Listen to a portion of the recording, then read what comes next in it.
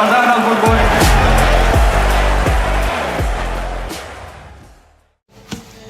Bonjour tout le monde, c'est parti pour un nouvel épisode de Dans les cordes, votre podcast préféré.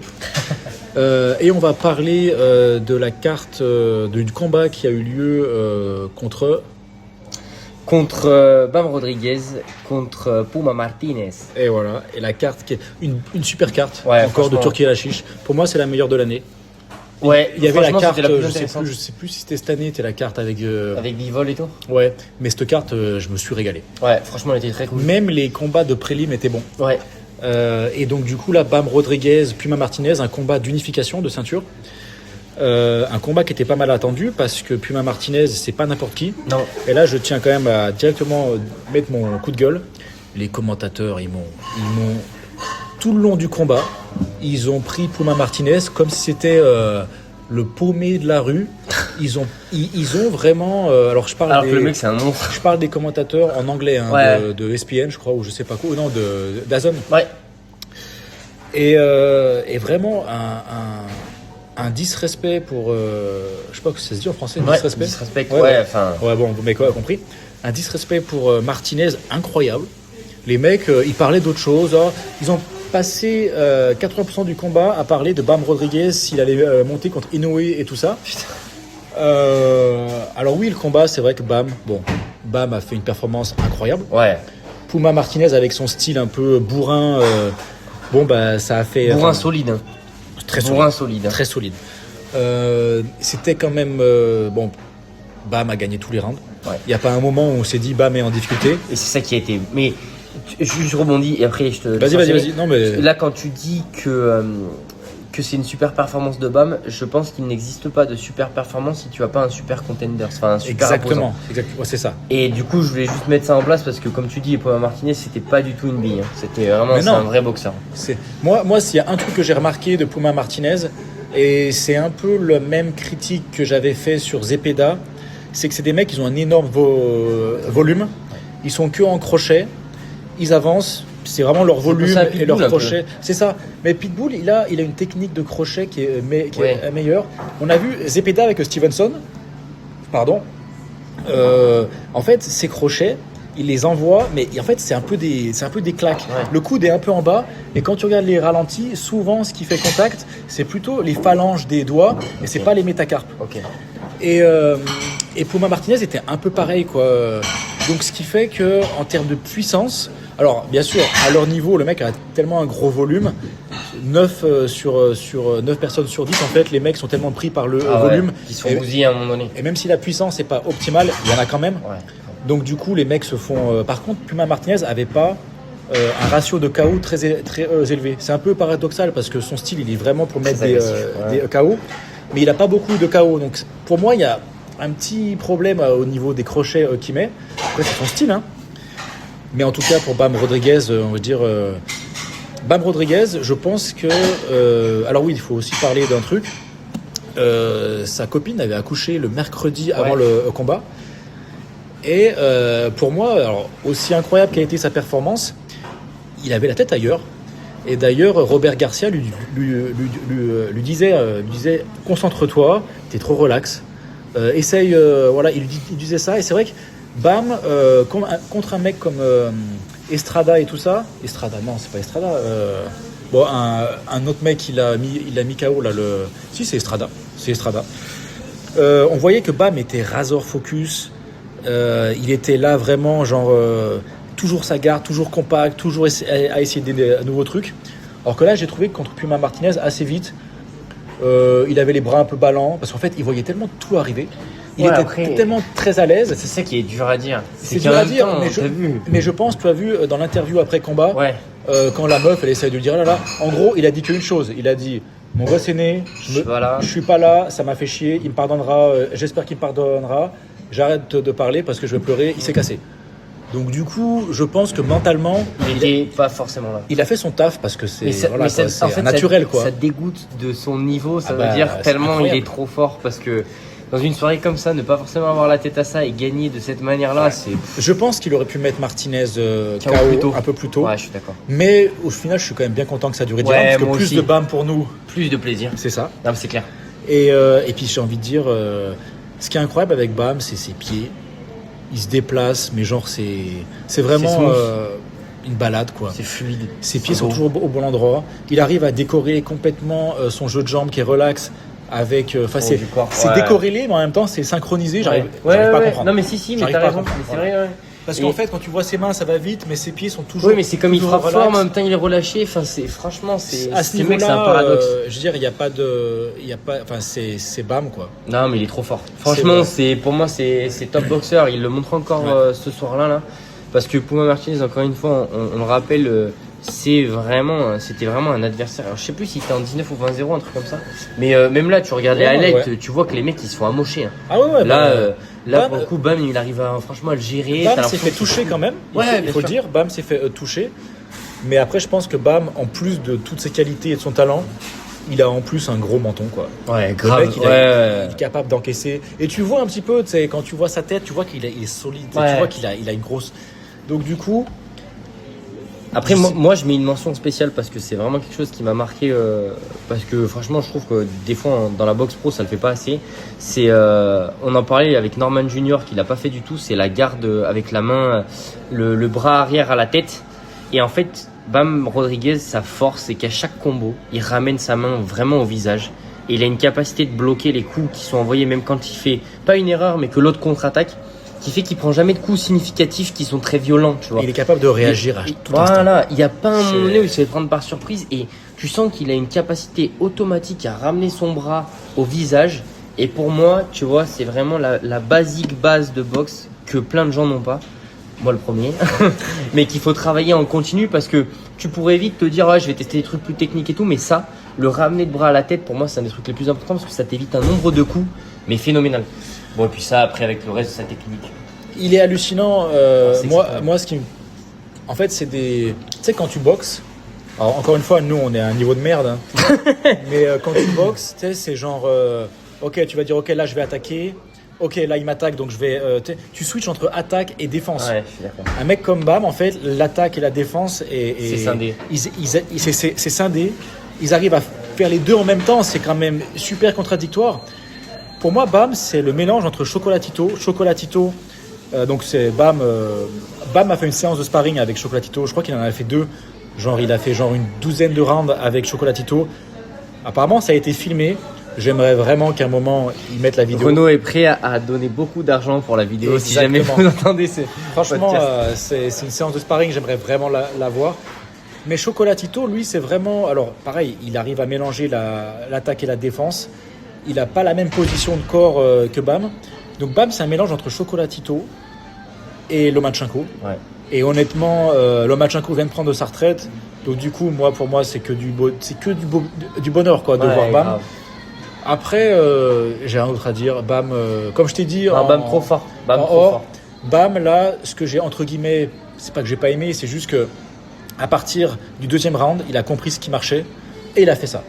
Jusqu'à que Puma Martinez soit, on va dire, soit out avec un coup il est magnifique. Incroyable. Non, mais sérieux, c'est magnifique. Son coup est incroyable. Voilà.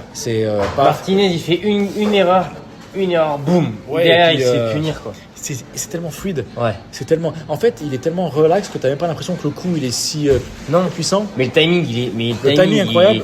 Il est terrible. Et au ralenti, tu vois quand même bien la tête de Puma, ça fait tac tac quoi. Donc le mec, il devait pas trop savoir où il était. Les 10 de toute façon, je crois qu'il commençait à fatiguer, tu le sentais. Hein. Physiquement, il commençait, ouais. Bam, il a une capacité à trouver de l'angle à n'importe quel endroit. Et Bam, physiquement, c'est aussi un monstre. Hein. Putain. Ouais. Et mais par contre, c'est vrai qu'il a pas. Je trouve qu'il lui manque pour aller vraiment au top du top comme un Lomachenko. Même si sa carrière aujourd'hui pro, pour moi, est quand même assez supérieure à celle de Lomachenko, où elle va l'être dans les années à venir, parce que je pense que Bam n'a pas tout montré. Mais il faudrait qu'il rajoute, là encore une fois, je pointille. Je pointille. Hein, c'est vraiment juste pour pouvoir dire un truc, quoi. Il pourrait mettre une couche de feinte. On voit que Lomachenko, quand il était à 130 contre Walker, Sosa et tout ça, il faisait pas que humilier les gens et les défoncer, il leur enlevait leurs armes en fait. Ce qui fait que des mecs comme Walker, comme j'ai oublié son nom, le cubain là, enfin bref. En fait, au bout du 7e, 8e round, les mecs ils arrêtaient parce qu'ils osaient même plus mettre des coups. Et pour l'instant, Ouais, mais franchement, regarde, là tu regardes le combat avec Puma. Quand tu regardes ce qu'il a fait avant dans ses anciens combats, tu vois qu'en fait sa boxe elle est annihilée par ses deux bah BAM. non, mais oui, Franchement, voilà. moi je suis à la place de Puma Martinez, mais je sais pas quoi faire en fait. C'est-à-dire que même quand tu regardes avec analyse, tu es après le combat, tu veux faire quoi? Non, mais Franchement, tu peux rien faire. tu veux faire quoi? Pour l'instant, il n'y a pas de style. Il est trop fort ce mec. Honnêtement, à moins d'être beaucoup plus gros que lui, Inoue, il pourrait se battre contre Bam Rodriguez? bah, Des Inoue, poids il est 2 catégories au-dessus. Ok, bah il pourrait se retrouver en dessous, non? Inoue, là, il a fait.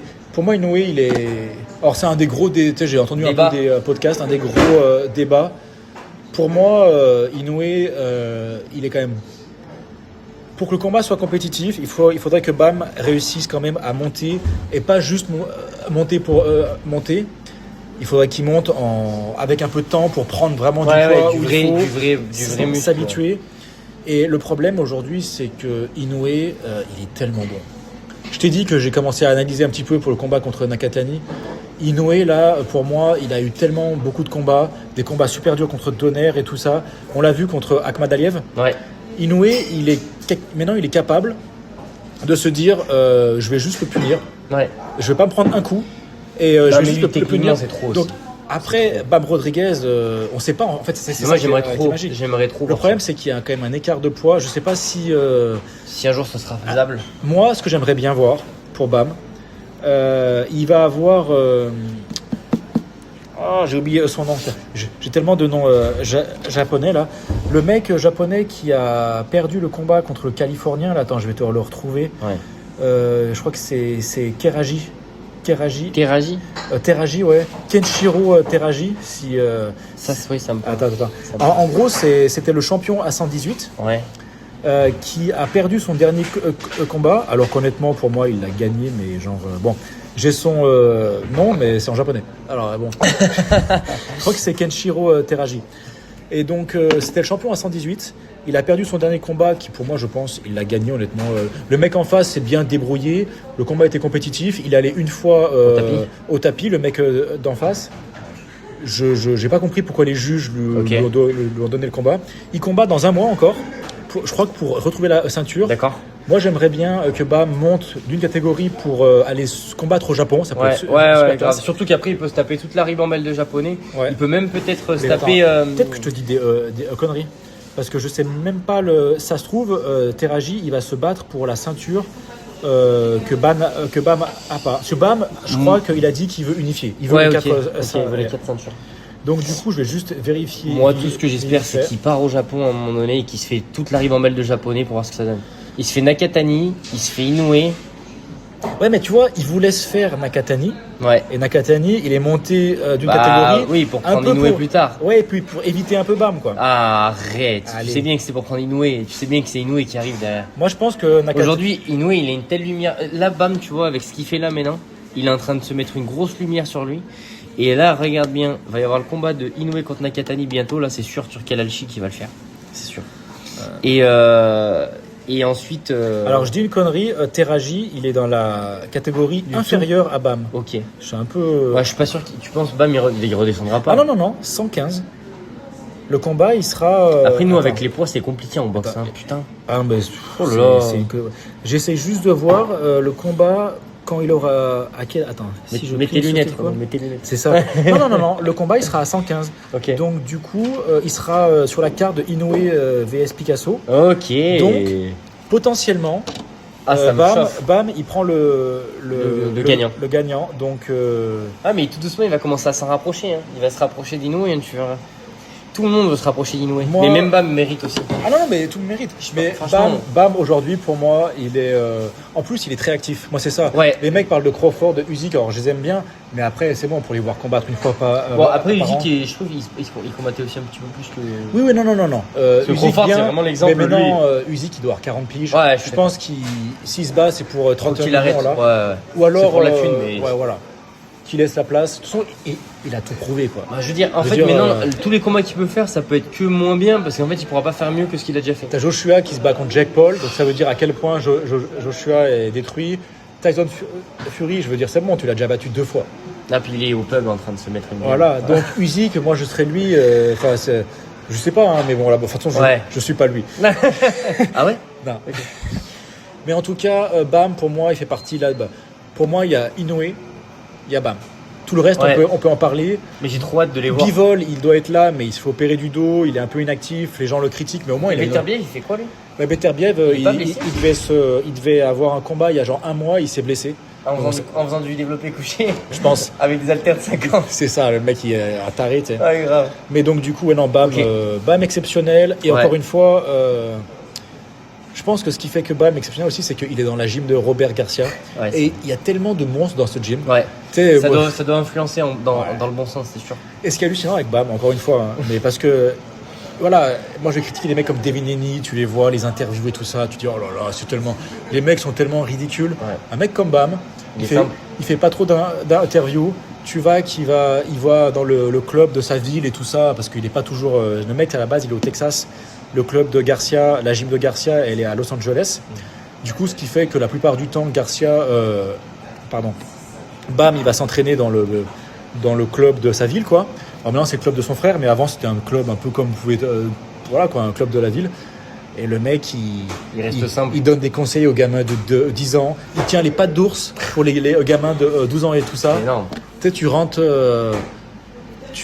de ton cours, ça allait. Ouais, il y a Bam Rodriguez qui m'a fait les pattes d'ours. Ouais, c'est abusé. Tu fais, mais gratuitement, bah oui. Tu fais putain. Ouais, il est refait en plus. Alors qu'il y en a, il doit faire payer ça, mais. Des sommes astronomiques. Donc vraiment, le mec a l'air d'être. C'est un bon gars, quoi. Ouais, c'est un bon gars. Je suis content pour lui. Qui, une fois sur le ring, devient. C'est pour ça que j'aimerais bien les voir se rencontrer, parce que je trouve qu'ils ont un peu les mêmes.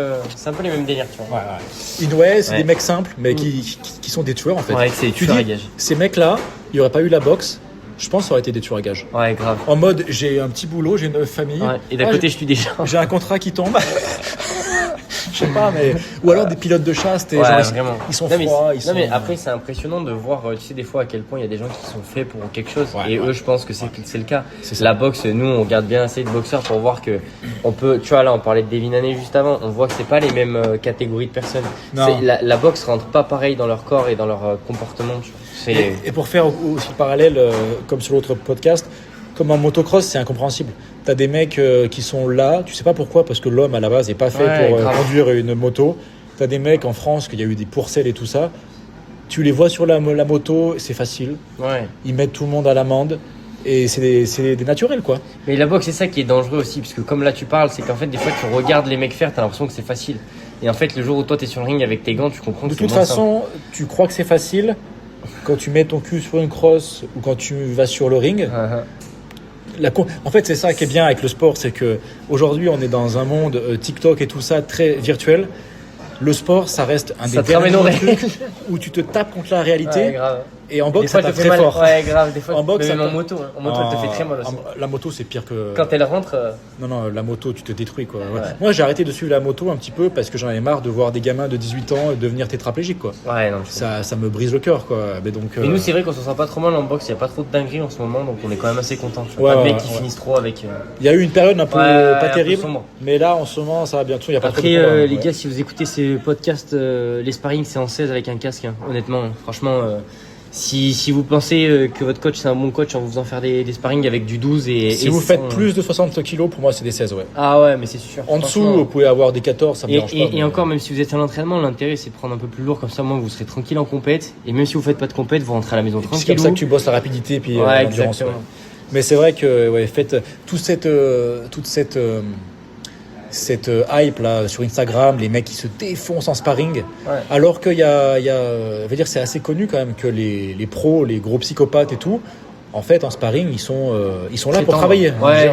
C'est les plus tendres. Hein. Voilà, c'est les plus tendres, et quand ils sont en sparring, ils sont pas là, pour défoncer le sparring partner, parce que le sparring partner il faut qu'il fasse tout le camp. Et puis dans le sparring partner il y a partner, donc exactement. Tout seul tu peux pas t'entraîner. Et le sparring c'est pour travailler. Donc si vous êtes là, de toute façon la boxe c'est un sport qui est violent.